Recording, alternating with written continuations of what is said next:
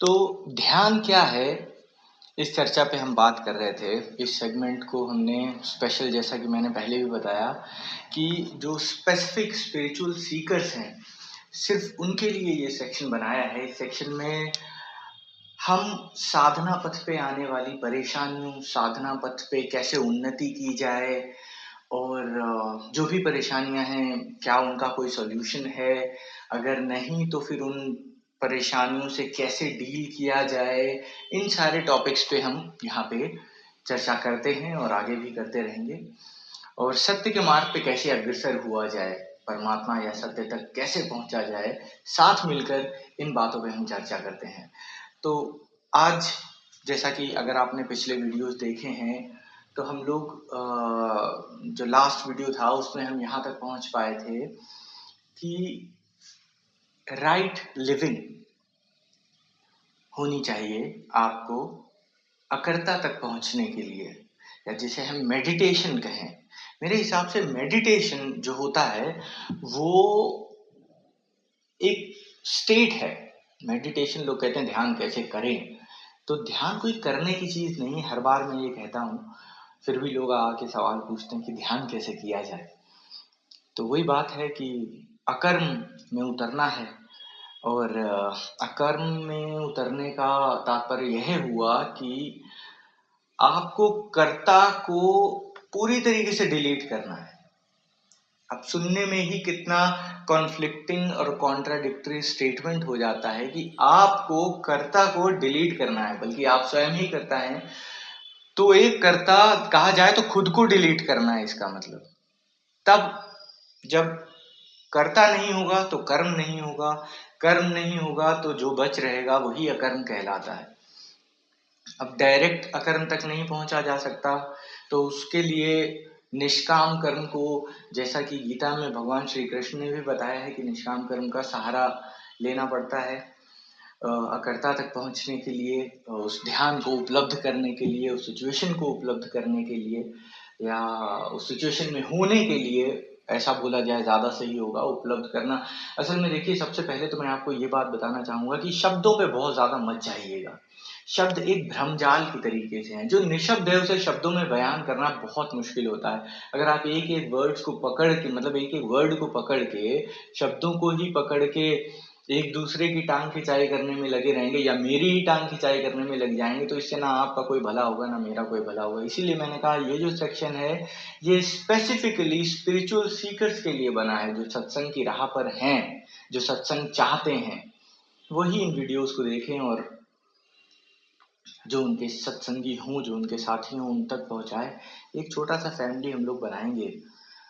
आज ये माध्यम है जिसके थ्रू मैं आप तक पहुंच रहा हूँ। हो सकता है कल ये माध्यम ना हो, हमें माध्यम बदलना पड़े, लेकिन परमात्मा ने चाहा तो किसी न किसी प्रकार से आपका मुझसे, मेरा आपसे, या जो कोई भी आपको राह दिखा पाएगा वो आपसे संपर्क बनाए रहेगा।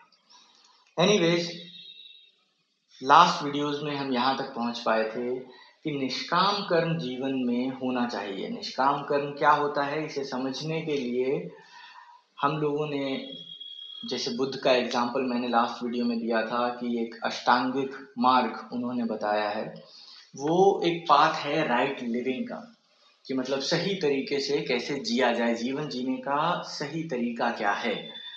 तो उसके अकॉर्डिंग जो है हम इस बात को जान सकते हैं कि राइट लिविंग क्या है। यहाँ तक हमने अपनी पिछली वीडियोस में कवर कर लिया। अब बहुत सारे सवाल उठते हैं। एक तो ये कि राइट लिविंग, हर आदमी जो जी रहा है वो अपने हिसाब से राइट लिविंग ही कर रहा है। कौन ये कहेगा कि नहीं मैं गलत तरीके से जी रहा हूँ? सब सही तरीके से ही जी रहे हैं अपने अकॉर्डिंग। लेकिन फिर भी जीवन में मोक्ष या शांति या जिस चीज की भी तलाश में सत्य परमात्मा हम निकले हुए हैं, वो चीज क्यों नहीं मिल पा रही है? वहां तक हम क्यों नहीं पहुंच पा रहे हैं? एक तो पहली बात, ये पेशेंस का मार्ग है, अंधकार भरा मार्ग है। तो यहाँ पे पेशेंस आपको नहीं, बिल्कुल भी नहीं खोना है। सांप सीढ़ी का खेल है। कभी सीढ़ी मिल जाती है, फटाक से ऊपर पहुंच जाते हैं, फिर कभी सांप काट लेता है, फिर बैक टू पवेलियन, फिर जीरो से कहानी शुरू। तो धैर्य बहुत जरूरी है इस मार्ग पे। बैठेंगे, बात करेंगे, साथ में कोई ना कोई हल जरूर निकलेगा।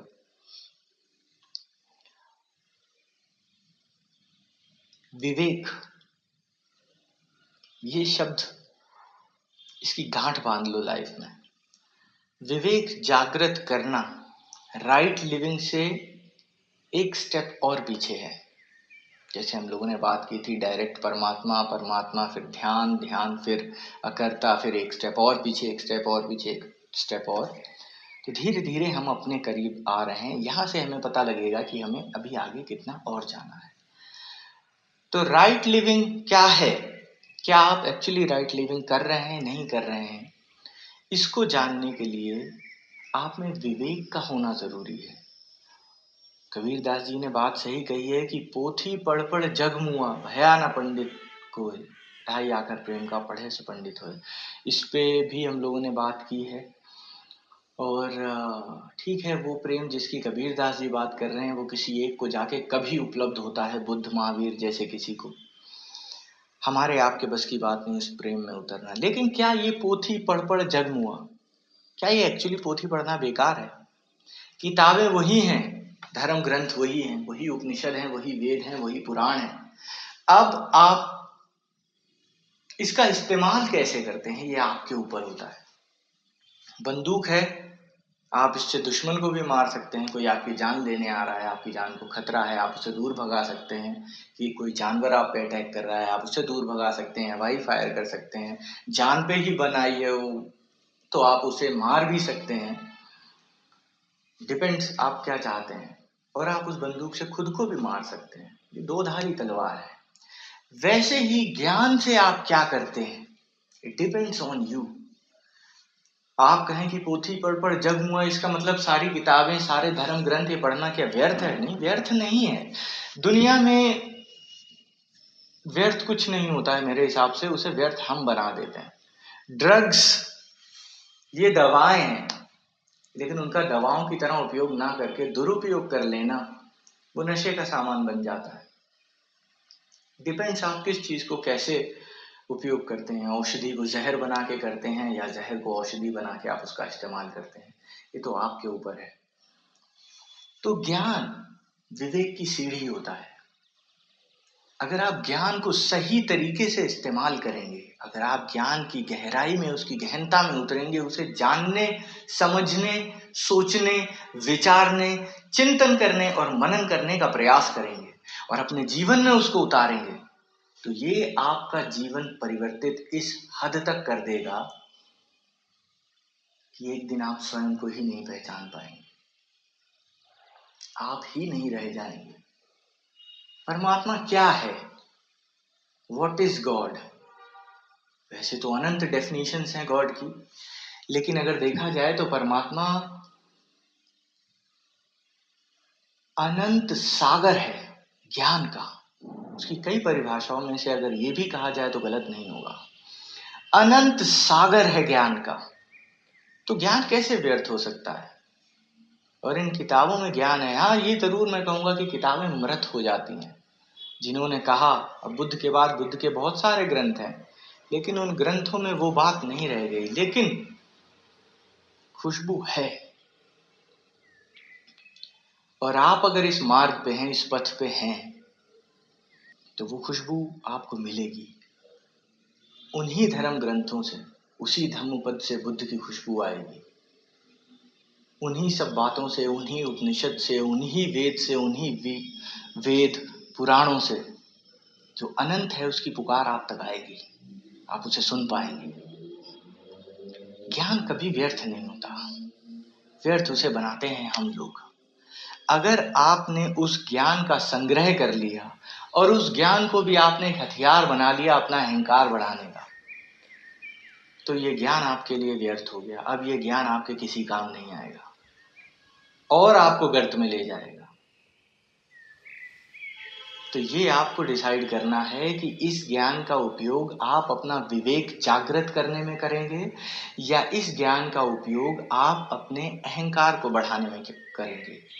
तो डिपेंड्स ऑन यू कि आप उस ज्ञान का किस तरह से प्रयोग कर रहे हैं। अच्छा, बात यहाँ तक आ गई अब कि विवेक बहुत जरूरी है। विवेक जागृत करने के लिए क्या विवेक की मैं जैसा मानता हूँ कि सब लोगों में एक बेसिक अंडरस्टैंडिंग तो होगी विवेक की। पहले भी मैं एग्जांपल्स दे चुका हूँ। प्रकृति हमें गाइड करती है, नेचर हमें गाइड करता है, भगवान जिसे आप कहें वो हमें गाइड करता है, ईश्वर, अल्लाह, तेरो नाम, ये सब हमें गाइड करते हैं, सब एक ही है।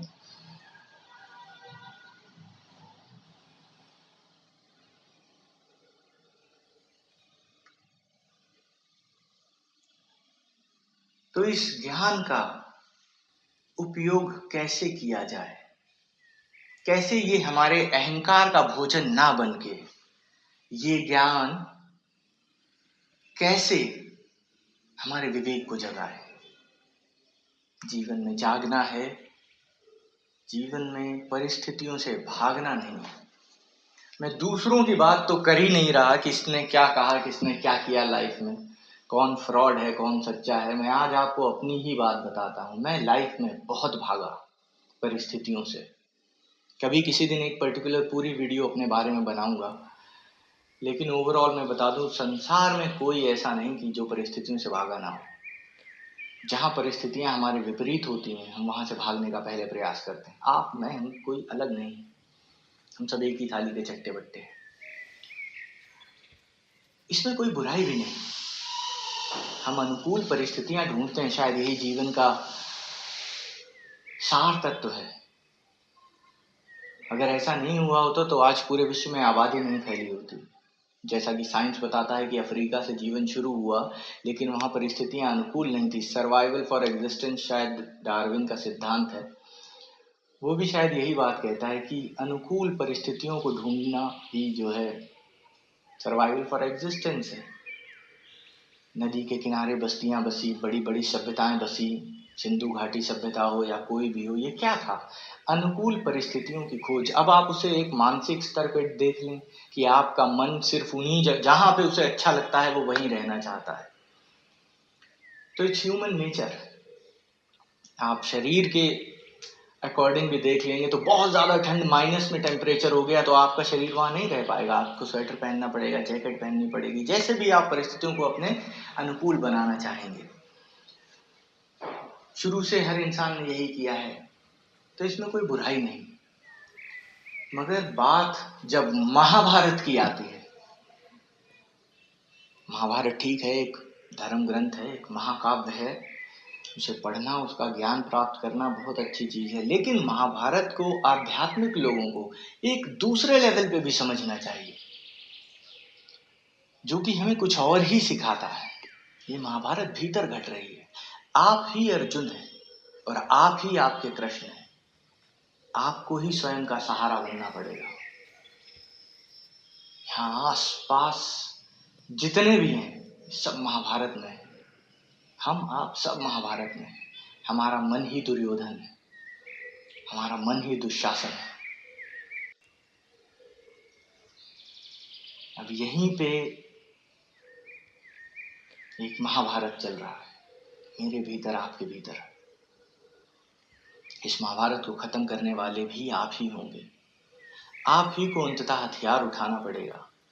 आप ही को अंततः ये डिसाइड करना पड़ेगा कि आज जो ज्ञान मैं प्राप्त कर रहा हूँ, ये ज्ञान में जाके दूसरों में बांटने ना लगूं। अभी नहीं, कम से कम, क्योंकि अभी से आपने शुरुआत कर दी तो वही हो जाएगा कि ये आपके अहंकार का भोजन बन जाएगा और विवेक आप में कभी नहीं जग पाएगा। विवेक नहीं जगा तो आप समझ ही नहीं पाओगे राइट लिविंग क्या है। जाने कितने लोग आश्रम, दरगाह, मंदिर, मस्जिद सब खोल के बैठ गए। क्या हासिल हो रहा है? कौन सत्य तक पहुंच पाया? कोई नहीं। और हो सकता है आपके पीछे से गुजर गया एक नॉर्मल सा दिखने वाला आदमी, पैंट शर्ट पहने जा रहा है अपने ऑफिस, हो सकता है वो सत्य को उपलब्ध हो गया हो। कबीर दास जी पूरा जीवन अपना काम करते रहे, गुरु नानक भी अपनी दुकान पे काम करते रहे। आप किसी को शक्ल देख के जज ही नहीं कर सकते हो। कई लोग ऐसे हैं, जैसे गुरु नानक और कबीर का मैंने नाम लिया, ये लोग तो आए सामने। निसर्ग दत्त महाराज, अब मैं नहीं कहता कि हर आदमी को आप मानो कि हाँ वाकई ये कोई स्पिरिचुअल बीइंग थे। मैं सिर्फ अपने छोटे मोटे एक्सपीरियंसेस बता रहा हूँ अपने अकॉर्डिंग। आप माने तो मेरी बात को जड़ से मत, ये तो मैं मतलब from the day one I am saying कि do not believe me at all. Just listen to me, even if you are listening to me, अगर आप सिर्फ मुझे सुन भी रहे हैं, जैसे कि मैंने समझाया, जो काम आप कर रहे हो, चल रहे हैं तो चलें, खाएं तो खाएं, एक प्रक्रिया।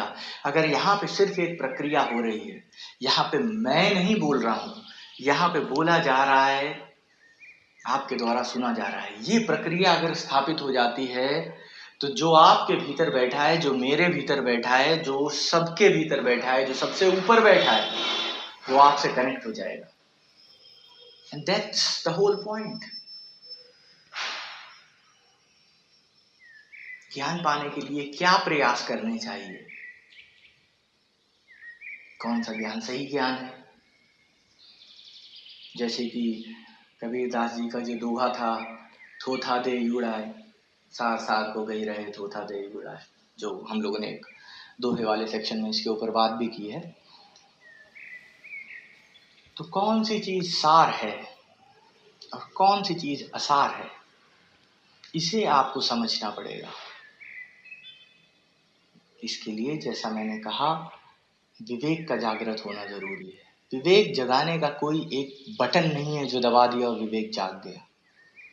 जैसे आप लाइफ में स्ट्रगल करते हैं कि आपने किसी आदमी से जाके मिले XYZ काम कराने के लिए, और वो बाद में फ्लॉप हो गया, नहीं हो पाया। फिर आप दूसरे आदमी से मिले, उससे वो काम करवाना चाहा, वहाँ नहीं हो पाया, उसने धोखा कर दिया, फ्रॉड कर दिया, उसके बताए रास्ते पे चले आप, वो नहीं काम किया आपके लिए। फिर आपने तीसरा ट्राई किया, चौथा, पांचवा, करते करते करते करते करते करत करत अभ्यास जड़मति होत सुजान, एक ना एक दिन सही दरवाजा आप खटखटा देंगे। एंड दैट्स व्हेन, और तभी वो क्षण होगा जब आपका विवेक जागृत हो जाएगा। ज्ञान के बारे में और वृहद रूप से चर्चा करेंगे। आज का वीडियो यहीं समाप्त करते हैं। नमस्कार।